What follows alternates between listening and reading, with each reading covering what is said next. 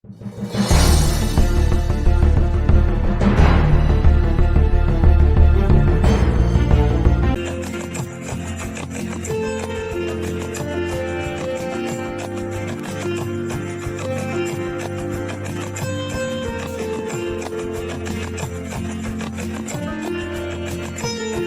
की स्थापना कानपुर के भीतर शीघ्रातिशीघ्र यानी मार्च 2024 के पहले हम लोग करने जा रहे हैं। तो इसमें आप सबका हमें सहयोग चाहिए। धन्यवाद। कानपुर के जाने माने पत्रकार आदरणीय रमेश वर्मा जी, देश विदेश में जिनकी ख्याति है, ऐसे हमारे कानपुर कार आदरणीय श्री महेश शर्मा जी, अक्सर यहाँ पर राजनेता शुरू करते हैं ये कानपुर गणेश शंकर विद्यार्थी का नगर है।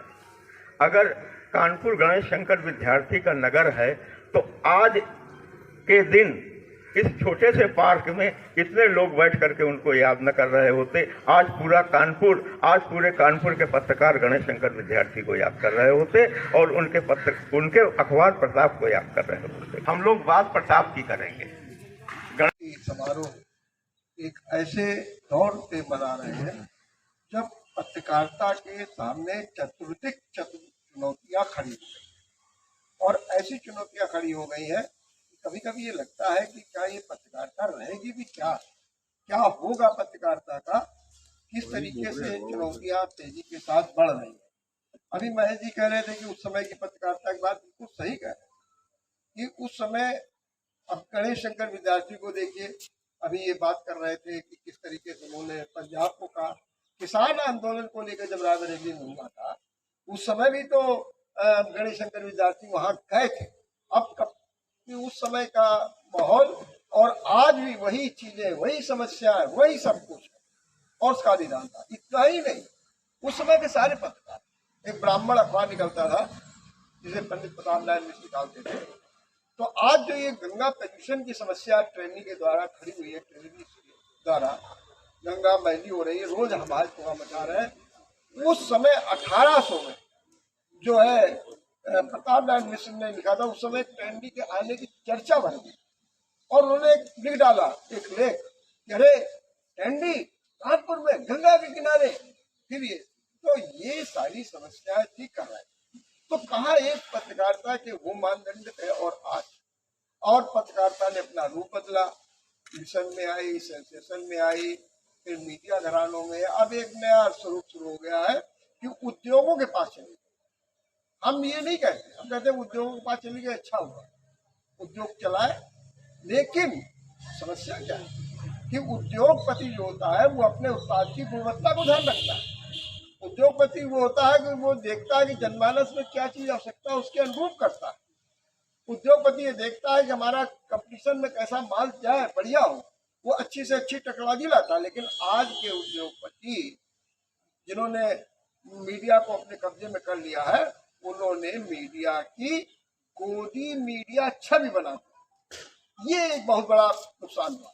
और इतना ही नहीं किया उन्होंने, उसके साथ में उसको हथियार के रूप में भी प्रयोग करना शुरू कर दिया कि जब उनके काम नहीं हुए, उद्देश्य की पूर्ति नहीं हुई, तो उन्होंने अपने काम शुरू कर दिए। तो दूसरी बात ये भी उन्होंने किया कि अगर उनके किसी सहयोगी में, जो उनका सहयोगी उद्योग है, उसमें कोई संकट आए तो उसमें भी उन्होंने वही काम शुरू कर दिया। एक हथियार बना लिया, जिसके कारण समस्या हो गई। और इस समय जो सबसे ज्यादा पिस रहा है, जिसको मैं महसूस करता हूँ, वो पिस रहा हमारा युवा पत्रकार। जो युवा पत्रकार है उसके सामने घोर आर्थिक संकट है। मैं आपको बता रहा हूँ, आप अधिकांश ऐसे हैं जिन्हें एक दहाई अंक में भी सैलरी नहीं मिलती, और जिनको मिलती भी है उन्हें बहुतों को मिलती भी नहीं।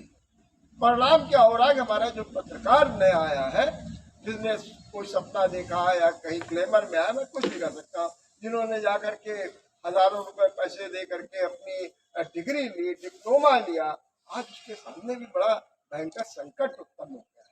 तो ये सोशल मीडिया किस तरीके से कर रहा है, अभी भी अश्लीलता किस तरीके से परोसी जा रही है, अभी भी सुप्रीम कोर्ट ने इस पर अपनी आपत्ति जताई है। तो ये सारे ओर से एक पत्रकारिता गिर गई। अब इससे कैसे उबरा जाए, ये एक बहुत बड़ी चुनौती है।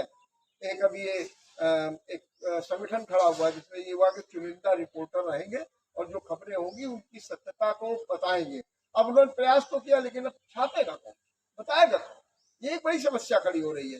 तो इस तरीके से इस समय बड़ी चुनौतियां हैं। आज इस पर मंथन करने की जरूरत है और ये सोचने की जरूरत है कि जो मीडिया का स्वरूप है वो कैसे करें। मैं तो केवल अपने पत्रकार साथियों से कहूंगा कि ठीक है, मैं मानता हूं कि आपके सामने समस्याएं हैं, आपको ये कहा जा रहा है आपको लिखना पड़ रहा है, लेकिन यदि आप संपादन कला को सीख लें कि कैसे खबर को लिखना है, कैसे एडिट करना है, तो शायद आप इन आरोपों से बच जाए और अपनी स्वतंत्र पत्रकारिता भी लोगों के सामने प्रस्तुत करेंगे। और मैं चाहता हूं कि पत्रकारिता को जो सत्यम शिवम सुंदरम रूप है वो सामने लाया जाए, जिससे कि सबका कल्याण हो और हम इस चुनौती का सामना करने में सक्षम हो सके।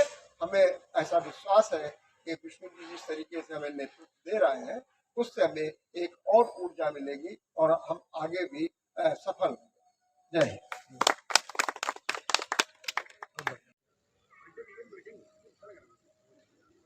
दी ग्राम टुडे पर बात करने के लिए हमारे साथ वरिष्ठ पत्रकारों, काफ़ी वरिष्ठ लोग मौजूद हैं। चूँकि आज यहाँ पर एक कार्यक्रम है प्रताप स्थापना दिवस को लेकर, काफ़ी लोग हम लोगों के मार्गदर्शक हैं और काफ़ी लोग यहाँ पर ऐसे भी हैं जिनके बनाए हुए पत्रकार आज यहाँ पर काम भी कर रहे हैं। तो उनके जो मार्गदर्शन रहे हैं और इस मुहिम पर चूँकि प्रताप स्थापना दिवस का कार्यक्रम है, हम उन्हीं लोगों से आज जानने की कोशिश करेंगे कि आज सर कार्यक्रम क्या था और इस उपलक्ष्य में आप क्या कहना सर, आज कार्यक्रम क्या था? आज गणेश शंकर विद्यार्थी ने आज से 110 साल पहले 1913 में कानपुर से अखबार शुरू किया था प्रताप। और अखबार निकालने का उनका उद्देश्य ये था कि किस तरीके से हम एक समाज बनाएं, कैसे लोगों को जागरूक करें और कैसे देश की स्वतंत्रता हमको मिले। और उनका ये प्रताप अखबार स्वतंत्रता संग्राम आंदोलन के लिए एक बहुत महत्वपूर्ण हथियार बना था। इस अखबार ने एक अलग जगाई और जिसने स्वतंत्रता के लिए बहुत बड़ा काम किया। महात्मा गांधी ने भी इसको स्वीकार किया। गणेश शंकर विद्यार्थी इतने बड़े व्यक्ति थे, इतने बड़े पत्रकार थे कि महात्मा गांधी खुद चल करके उनके प्रताप प्रेस में कई बार आए और यहाँ पर भगत सिंह, चंद्रशेखर आज़ाद और भी न जाने कितने क्रांतिकारी यहीं प्रताप प्रेस आते थे। गणेश शंकर विद्यार्थी की खासियत ये थी कि वो गांधी जी के भी जितने भक्त थे उतने ही प्रिय वो क्रांतिकारियों के भी थे। तो उनकी जो पत्रकारिता थी, पत्रकारिता अलग जगाने वाली थी।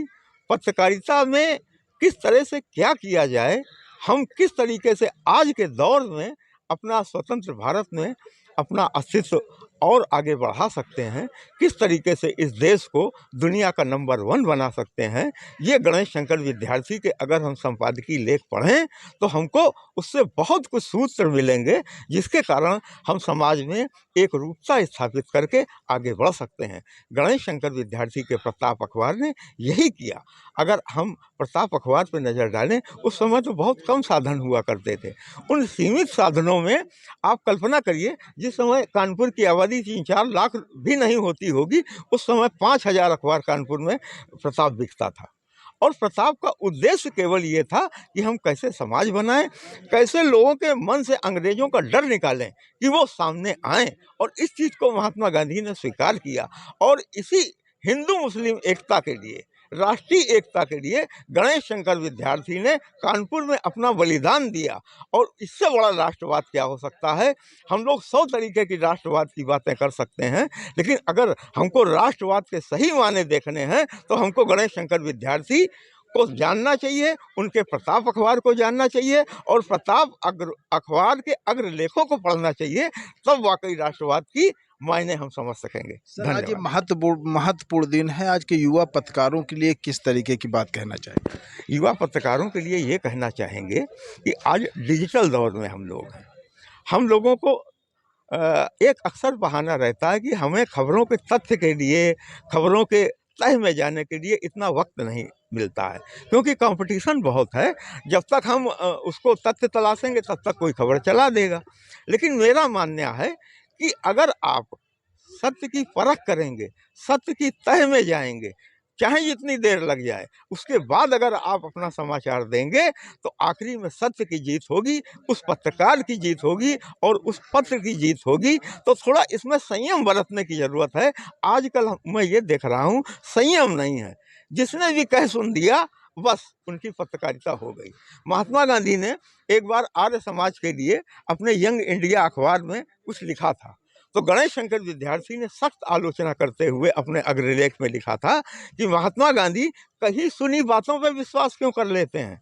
पहले वो खुद जाएं, देश का भ्रमण करें, लोगों से बातचीत करें, तब अपनी कलम चलाएं। कितनी बड़ी बात, जो अपने नेता को मार्गदर्शन कर रहा है। तो गणेश शंकर विद्यार्थी ऐसे थे और उनकी मृत्यु पे गांधी जी ने कहा भी था कि मुझको ईर्ष्या होती है गणेश शंकर विद्यार्थी की मृत्यु से, काश मुझको भी ऐसी मृत्यु मिले। तो इस बात से आप कल्पना कर सकते हो कि गणेश शंकर विद्यार्थी और उनका प्रताप अखबार कितना महान था। धन्यवाद। इसी कड़ी में वरिष्ठ पत्रकार महेश शर्मा जी भी हैं, उनसे भी हम जानेंगे कि आज इस स्थापना दिवस, क्योंकि बहुत महत्वपूर्ण दिन है, उस पर आज हमारे युवा पत्रकारों को किस तरीके का संदेश देना चाहेंगे। सर, क्या कहेंगे युवा पत्रकारों के लिए? देखिए, प्रताप अखबार का स्थापना दिवस हम लोगों के लिए ऊर्जा का स्रोत है। प्रताप अखबार से जुड़े, विद्यार्थी जी से जुड़े जो भी कार्यक्रम होते हैं, जहाँ हम जाते हैं तो हमें एक नई ऊर्जा मिलती है।